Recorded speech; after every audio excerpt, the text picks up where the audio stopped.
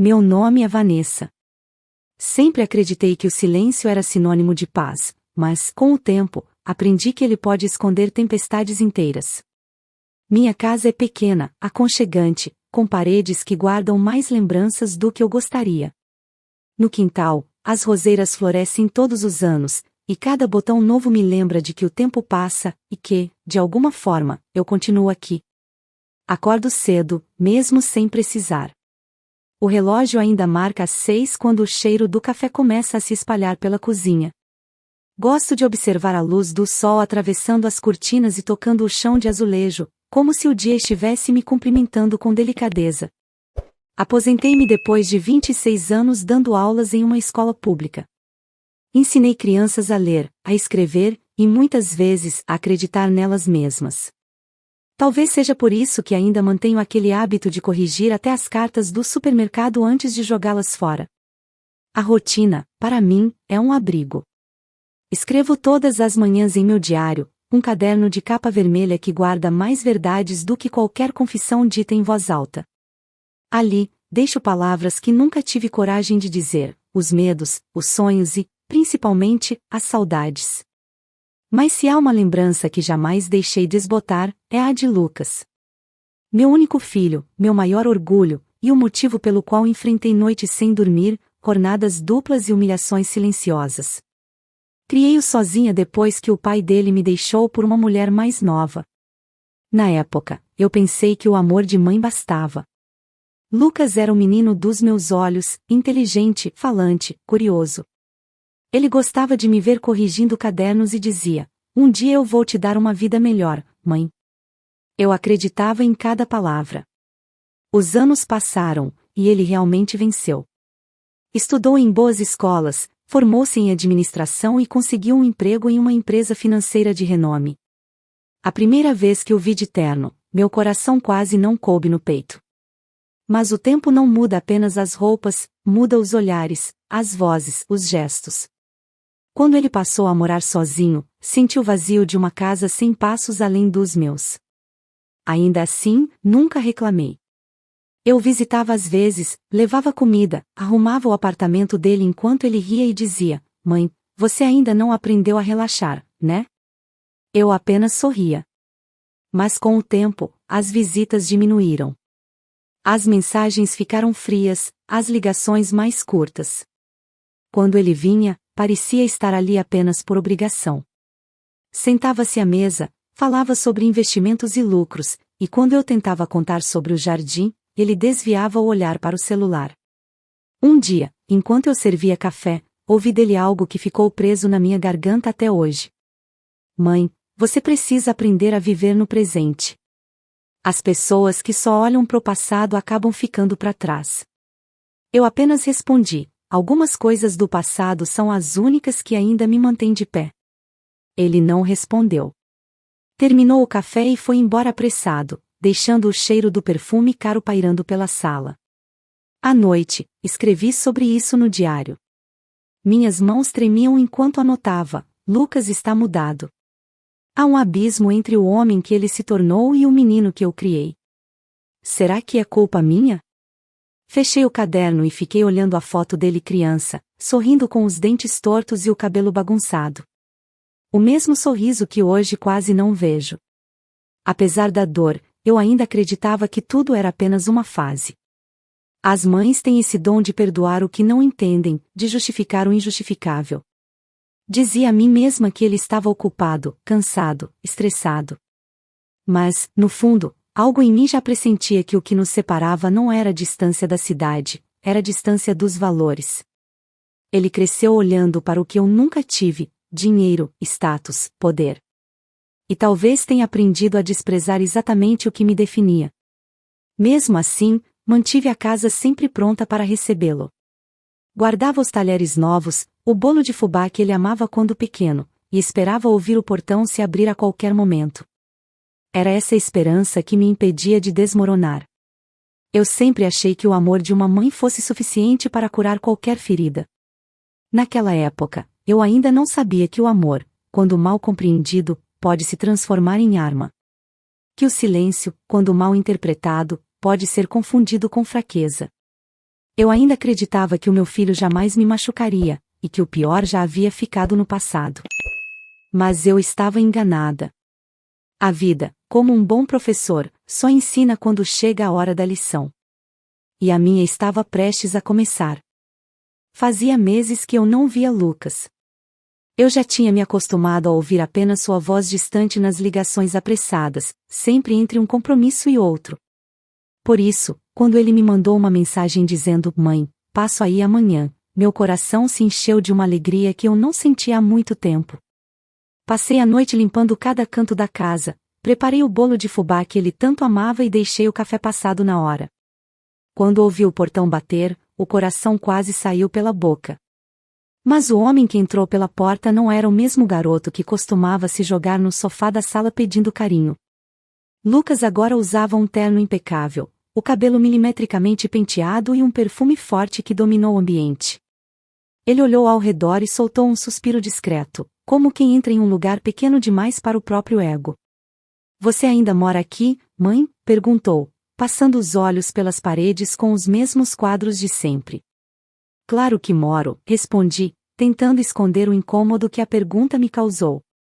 "É o lar que construí com tanto esforço." Ele riu, um riso curto e sem emoção. "Você devia vender isso. Comprar um apartamento mais moderno. Essa casa é antiquada." Não respondi. Fingi estar ocupada cortando o bolo, mas por dentro algo começou a doer. O tom de superioridade dele me atravessava como uma navalha.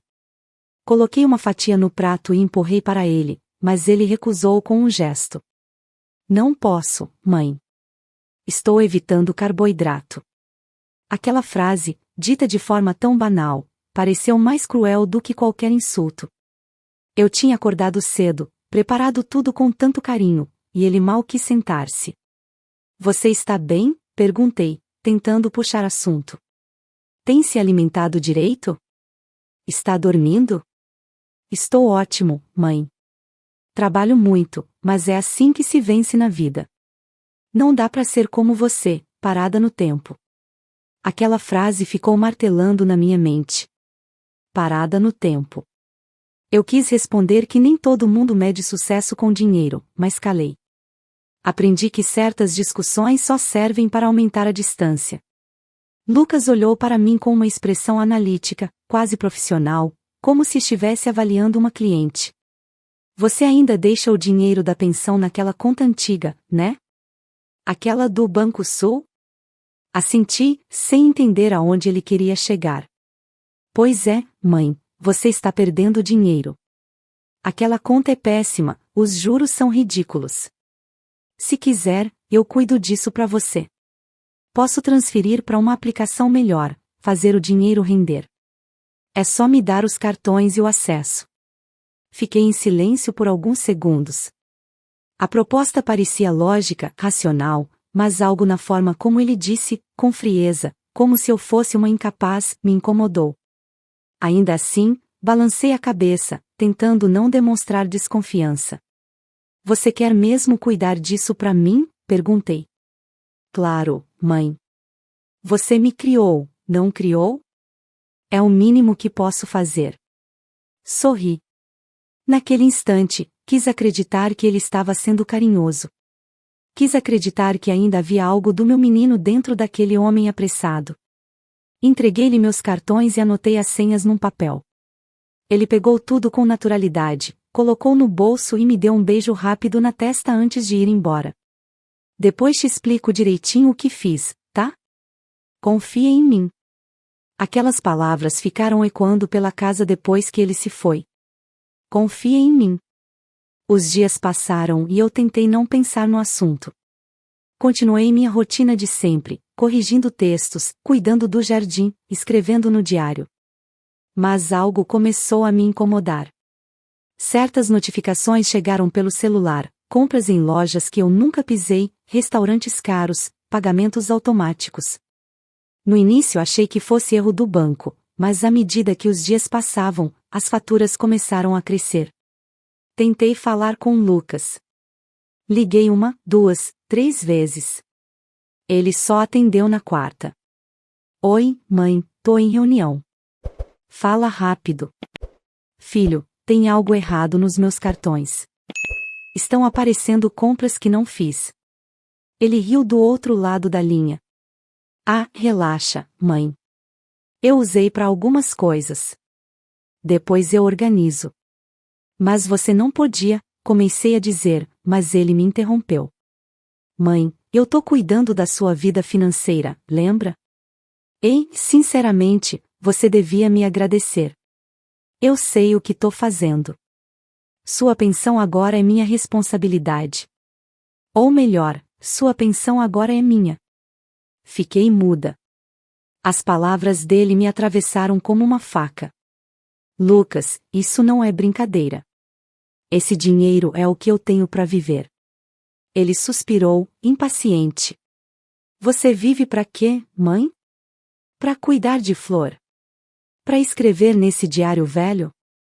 Você devia deixar que eu administre as coisas. Confia em mim.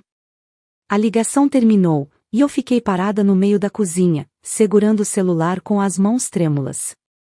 Senti um nó na garganta, um misto de raiva e desespero, mas o que mais doeu foi perceber o tom de desprezo na voz dele. Eu não reconhecia mais o meu filho. Naquela noite, não consegui dormir.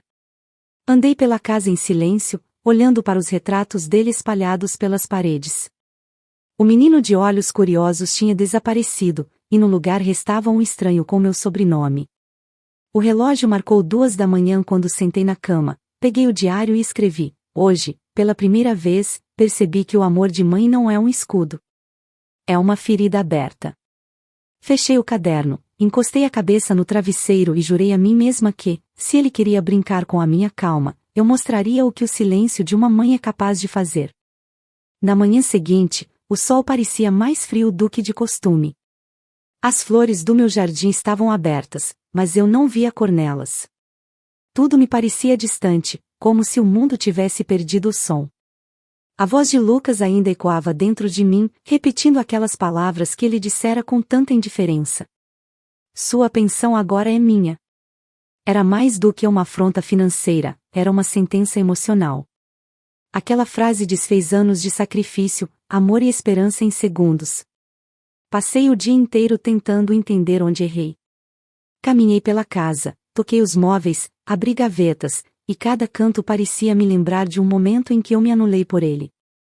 A mesa de jantar, onde ficávamos conversando por horas.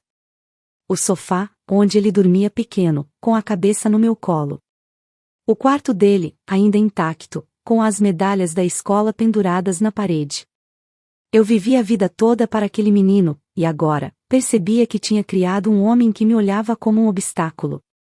Mas no meio da dor, algo em mim começou a despertar.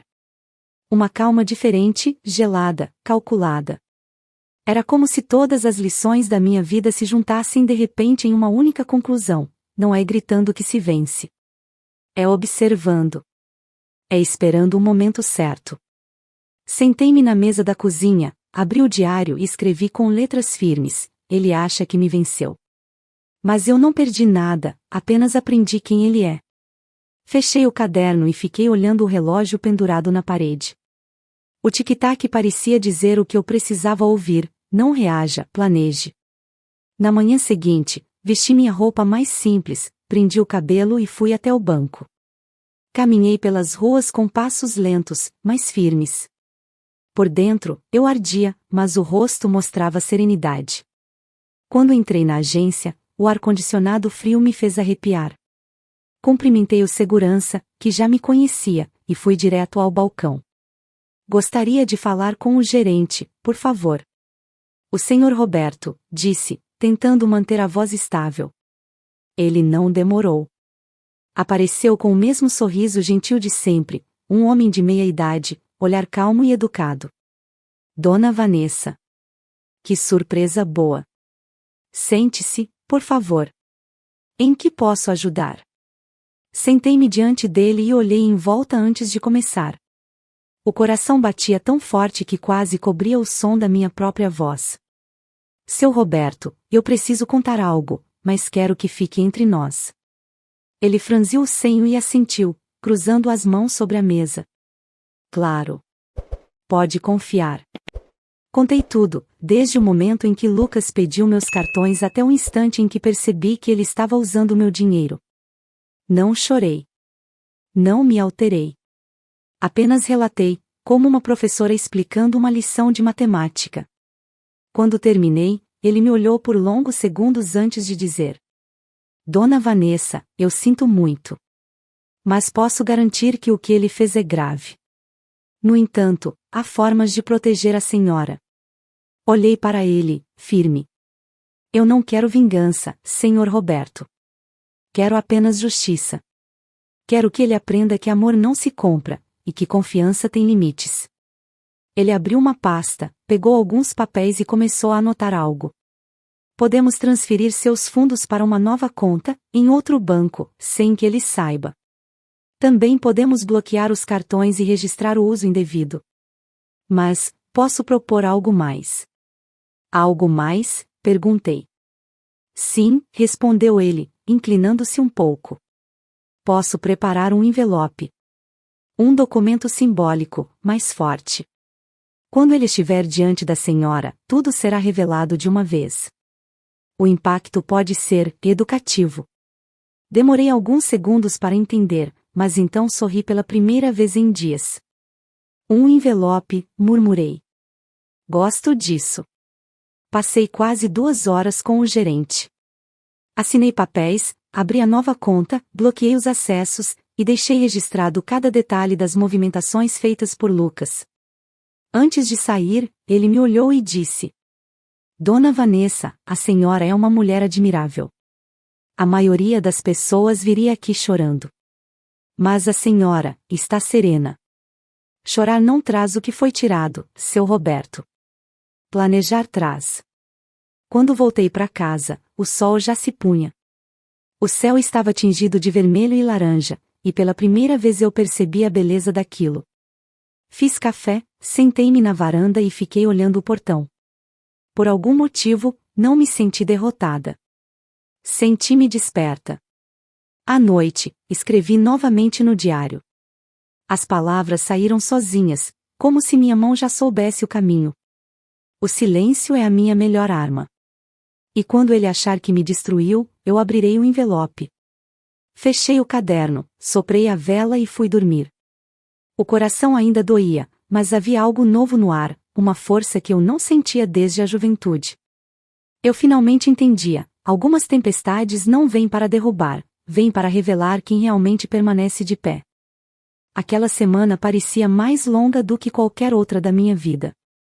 Eu acordava com o coração acelerado e dormia com a mente cheia de planos. Mas, por fora, mantive a mesma expressão calma, o mesmo tom de voz sereno, o mesmo sorriso discreto que Lucas sempre confundiu com submissão. Ele não fazia ideia de que, enquanto acreditava me dominar, eu já havia virado o jogo. Na segunda-feira, ele me ligou logo cedo. Mãe, passei no mercado, comprei umas coisas no cartão, depois te explico. A voz era leve, como se nada estivesse errado. Eu respondi com tranquilidade: tudo bem, filho. Confio em você. O silêncio dele do outro lado me fez quase rir, ele não estava acostumado com minha obediência fingida. Quando desliguei, fechei os olhos e respirei fundo. Cada tudo bem que eu dizia era uma linha a mais no enredo que eu estava escrevendo em silêncio. Passei o resto do dia fingindo normalidade. Fui à feira, comprei flores, conversei com a vizinha, até postei uma foto do jardim nas redes sociais com a legenda: a vida segue seu ritmo, sempre ensinando. Lucas curtiu a foto, talvez achando que eu continuava ingênua. O mais irônico é que, naquela imagem tranquila, ele não fazia ideia de que eu já tinha refeito todas as minhas contas, bloqueado os acessos e preparado o terreno para o desfecho. Na terça-feira, ele veio me visitar. Estava mais confiante do que nunca, com o mesmo sorriso prepotente que o dinheiro emprestou a ele. Sentou-se à mesa, abriu o notebook e começou a falar sobre investimentos e oportunidades. Eu apenas escutava, mexendo o café, deixando o vapor subir lentamente entre nós dois. Você devia agradecer, mãe. Eu tô organizando sua vida financeira, tirando você dessa mesmice, disse ele, digitando algo no computador. Eu agradeço, meu filho, respondi, olhando-o com ternura. É bom saber que posso contar com você. Ele sorriu, satisfeito. Viu? Até que enfim entendeu. Ah, se ele soubesse o que eu já tinha entendido. Naquela noite, anotei no meu diário, o disfarce da calma é mais poderoso que o grito. Ele dorme achando que vence, mas a vitória já mudou de mãos. Os dias seguintes foram uma dança silenciosa entre a verdade e a aparência. Eu mantinha o papel de mãe dócil, enquanto o banco e o gerente Roberto ajustavam os últimos detalhes. Cada documento preparado, cada assinatura escondida, cada ligação discreta formava uma muralha invisível entre o que Lucas pensava controlar e o que, de fato, estava prestes a perder. Na quinta-feira, recebi uma ligação. Era o senhor Roberto. Dona Vanessa, está tudo pronto. Só falta o momento certo. Logo, ele vai saber, respondi. Mas quero que seja da maneira mais educativa possível. Ele riu do outro lado, com um tom de respeito. A senhora tem um sangue frio admirável. Não é frieza, seu Roberto. É amor em estado de lucidez. No sábado, Lucas me mandou mensagem novamente. Mãe, preciso que venha comigo ao banco na segunda. Quero resolver umas coisas da sua conta. É importante. Mal sabia ele que aquele seria o palco perfeito.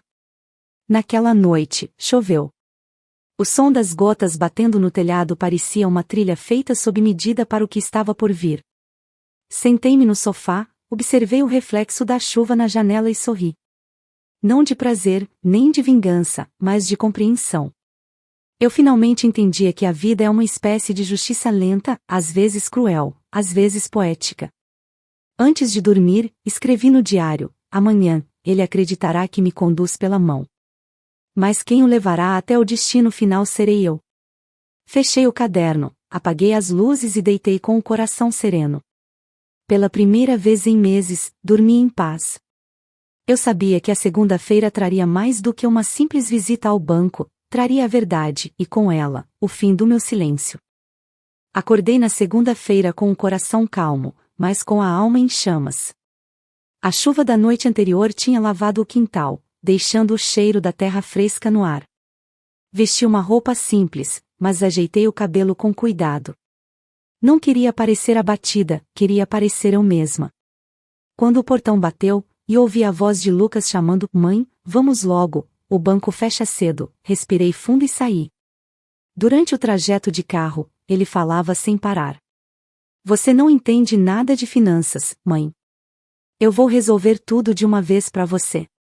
O gerente vai me ouvir e a gente vai deixar as contas no meu nome, para simplificar. Olhei pela janela, observando as ruas passarem devagar. Cada palavra dele era uma lembrança viva do abismo que se abriu entre nós. Eu não o interrompi.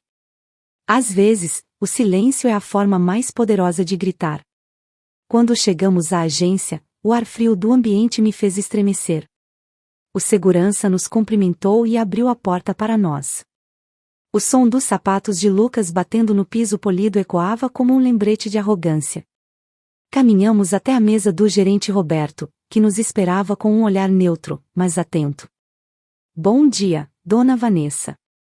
Senhor Lucas. Bom dia, respondi, com serenidade. Lucas apenas acenou com a cabeça, já impaciente. Seguinte, seu Roberto, disse ele, sentando-se. Minha mãe tá com os problemas de controle financeiro. A gente precisa centralizar tudo comigo. Vai ser melhor para ela. O gerente olhou para mim, buscando permissão. Eu apenas sorri. Pode falar, seu Roberto. Eu pedi para vir até aqui porque acho que chegou a hora de resolver tudo. Ele assentiu e pegou um envelope pardo sobre a mesa. Colocou-o à minha frente com um gesto lento e respeitoso. Antes de qualquer decisão, Dona Vanessa, eu gostaria que a senhora lesse isto. É algo importante. Lucas cruzou os braços e bufou. Deve ser burocracia, mãe. Pode assinar logo. Não, Lucas, disse eu, calmamente. Dessa vez, vou ler tudo com atenção. Abri o envelope. O som do papel sendo rasgado pareceu ecoar por todo o ambiente. Dentro, havia uma pilha de documentos. O primeiro era uma denúncia formal, uma cópia autenticada das compras feitas em meu nome, com cada valor, data e assinatura registrada. O segundo, um termo de encerramento das contas anteriores e abertura de uma nova, totalmente protegida e sob minha posse exclusiva. E no final, havia uma carta escrita por mim, em papel branco, com a minha caligrafia firme. Era uma mensagem curta, mas definitiva. Li em voz alta, sem tremer. Lucas, meu filho. Por anos, confiei cegamente em você. Esqueci de mim para te ver crescer. Mas hoje entendo que o amor sem limites vira fraqueza. Este envelope não é uma vingança, é uma lição. Todo o dinheiro que você tentou tomar foi transferido. Tudo o que me restava, eu recuperei. E junto com isso, tirei o seu nome da herança até que aprenda o valor do respeito. O silêncio que se formou foi quase físico. O som do ar-condicionado pareceu mais alto, o relógio na parede mais lento. Lucas me olhou sem entender. Por um instante, o homem arrogante à minha frente desapareceu, e eu vi o menino perdido por trás dos olhos arregalados. Mãe, o que é isso? Ele balbuciou, a voz tremendo. É o resultado do que você fez, respondi. E a prova de que eu aprendi a proteger o que construí. Ele ficou pálido, as mãos suando. Você me denunciou? Não, Lucas. Eu te salvei de mim mesma. Se fosse outra pessoa, você estaria respondendo por crime. Mas eu só quero que você entenda o que causou. Ele abaixou a cabeça. As lágrimas começaram a escorrer, e pela primeira vez em anos eu o vi vulnerável. Eu só queria ajudar, mãe. Eu achei que... Achou que podia mandar em mim, como se eu fosse um peso. Você não queria ajudar. Queria controlar. E agora, está aprendendo que não existe poder sem consequência. O gerente desviou o olhar, respeitoso, e se levantou em silêncio, deixando-nos sozinhos. Lucas chorava. Eu observava. Dentro de mim, não havia raiva. Havia alívio. Eu nunca quis que fosse assim, mãe, ele soluçou. Nem eu, filho. Mas foi você quem me ensinou que o amor precisa de limites. E o meu chegou hoje. Levantei-me, recolhi o envelope e caminhei até a porta. No reflexo do vidro, vi meu rosto, firme, sereno, diferente. O rosto de uma mulher que, depois de anos vivendo em silêncio, finalmente aprendeu a se ouvir. Quando saí do banco, o sol estava alto. O vento soprava leve, e eu senti algo que há muito tempo não sentia, liberdade. Caminhei devagar pela calçada, com o envelope contra o peito, e pensei que talvez o perdão não venha de um gesto grandioso, mas do momento em que a gente recupera a própria dignidade. Naquela tarde, escrevi no meu diário: hoje não perdi um filho. Apenas deixei que ele descobrisse, sozinho, o valor do que destruiu. Os dias que se seguiram aquela manhã no banco foram silenciosos, mas era um silêncio diferente, cheio de significados. Pela primeira vez em muito tempo, o som do relógio da sala não me incomodava. Cada tic-tac parecia marcar o fim de uma era e o início de outra. Eu havia encerrado um ciclo, e não havia mais medo dentro de mim. Havia paz. Durante aquela semana, Lucas não me procurou. Eu também não o procurei. Não por orgulho, mas porque sabia que qualquer palavra naquele momento seria inútil. Ele precisava do silêncio que sempre desprezou, precisava sentir o vazio que o próprio ego cavou. E eu precisava de tempo, não para perdoá-lo, mas para me reencontrar. A vida voltou ao ritmo que eu conhecia.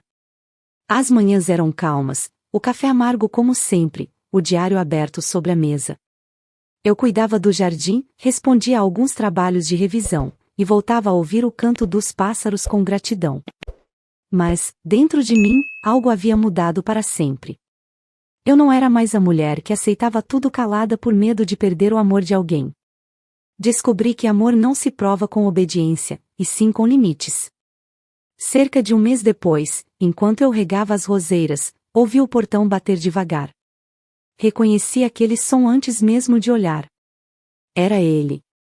Lucas estava diferente, o cabelo bagunçado, o terno trocado por uma camisa simples, o olhar abatido. Por um instante, o coração de mãe quase se traiu e quis correr até ele, mas permaneci firme, segurando o regador. Mãe, a voz dele era baixa, rouca. Posso entrar? Pode, Lucas. Ele caminhou até mim com passos hesitantes, como um menino pedindo desculpas depois de quebrar algo valioso. Ficou em pé diante das flores, sem coragem de me encarar. O silêncio se estendeu entre nós, até que ele finalmente falou. Eu perdi o emprego. Fechei o regador e o encarei. Sinto muito. Eu mereci. Fui demitido depois de uma denúncia interna. Falsifiquei assinaturas em um relatório, nada comparado ao que fiz com você. Quando o gerente me chamou, tudo o que consegui pensar foi em você abrindo aquele envelope.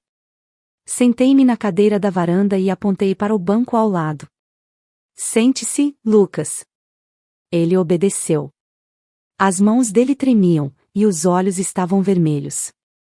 Eu me tornei igual ao meu pai, não é? Arrogante, egoísta, incapaz de ver o que realmente importa. Quando percebi isso, foi como se o chão abrisse sob mim. Não, Lucas, respondi com calma. Você se tornou o que o mundo te convenceu a ser. Mas a escolha de mudar ainda é sua. A diferença é que agora você tem consciência. Ele respirou fundo, enxugando as lágrimas com o dorso da mão. Eu li sua carta de novo, mãe. Li tantas vezes que decorei. Cada palavra.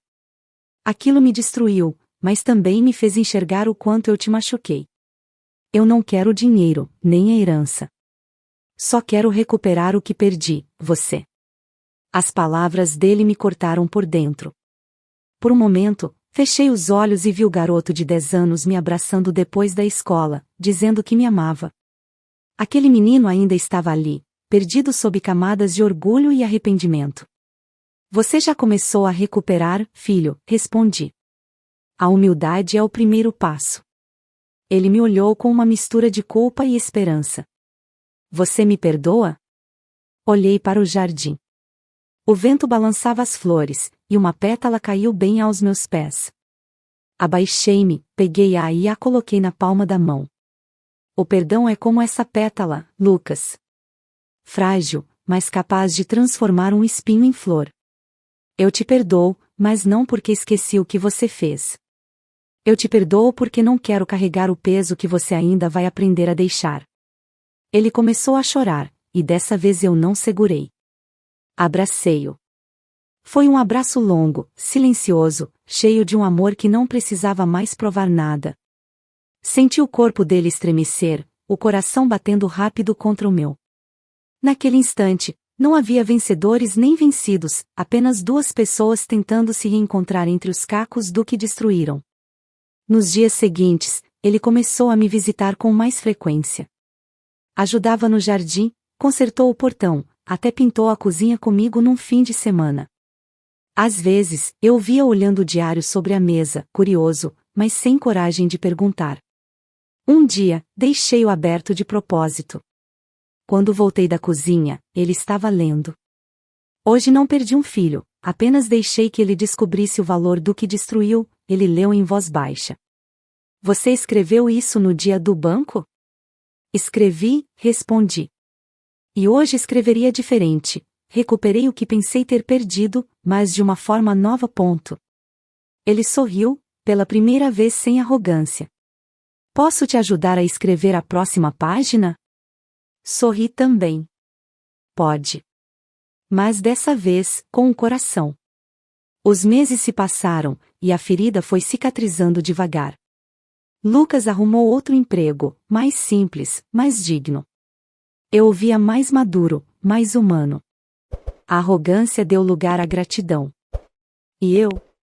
Eu voltei a viver com leveza. Entendi que a vida não tira para punir, tira para ensinar. Hoje, escrevo estas linhas olhando o mesmo jardim que viu minha dor e minha redenção. As roseiras florescem de novo, e há algo de simbólico nisso. O amor não morreu, apenas aprendeu a crescer com raízes mais firmes.